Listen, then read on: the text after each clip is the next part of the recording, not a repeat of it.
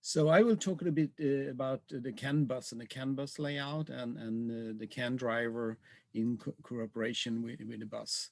And it's all based on impedance variation because variation in impedance will distort the signal.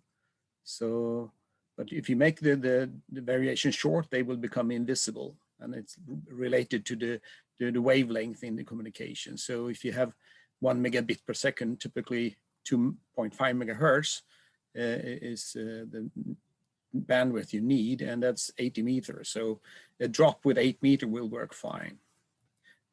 The problem is that if you have more drop lines, it will add up.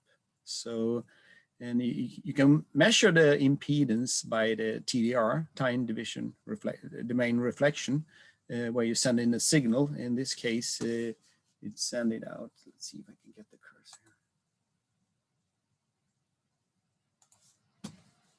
The signal here in this point, and I send in the signal and see the impedance. And as you can see here, there is connectors here, and you see a small dip in the impedance here due to the cluster of connectors, and here another cluster that you will see here, and the end of the cable, it goes to infinity because there is no termination in this case.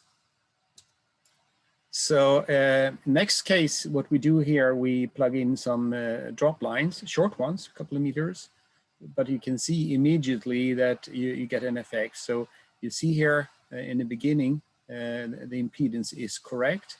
And when you have the first drop line here, you get a drop almost down to half the impedance, and then it come back again. But as soon as the signal reach this point, it gets confused because this is also a violation for the impedance, and that messes up the whole thing here in the end. So it looks a little bit messy.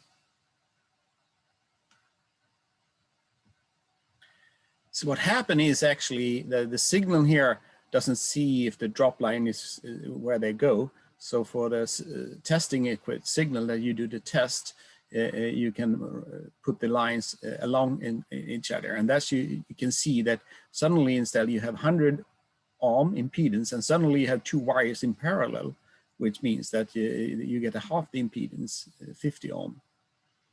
And that's why you get the drop here. And at the end here, it comes back to 100 because not only it's ending on the cable, but then you get the next group here with even worse because you have here 50, 1, 2, 3, 4, 5 cables in parallel. So the impedance actually drops to 20 ohm here, and which destroys the complete signal here in the measurement.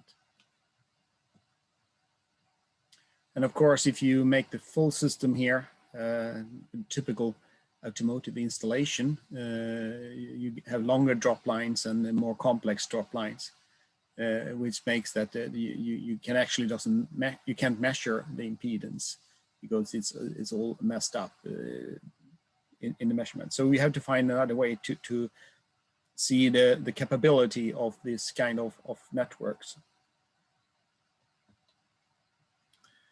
So what I do instead here is, instead of using a TDR instrument, I put this in a network analyzer so I get a transfer function from 16 to 17 here. And in this just straight line cable, you see that the energy is covering up to 100 megahertz here, but you have to start to get a drop here with 45 megahertz. So everything is perfect up to 45 megahertz where you get a 3 dB drop, but you can actually go above 45 megahertz, but you will lose half the signal. And if you put the drop lines here, you immediately see the effect of those drop lines, because the CAN bus signal, this is like a low pass filter, and you can see here that it passes everything pretty good up to 45 megahertz when you have a huge drop in energy. Actually, it's a bandpass filter because you get some energy here at a high frequency. So the full bandwidth, you only have up to 5 megahertz.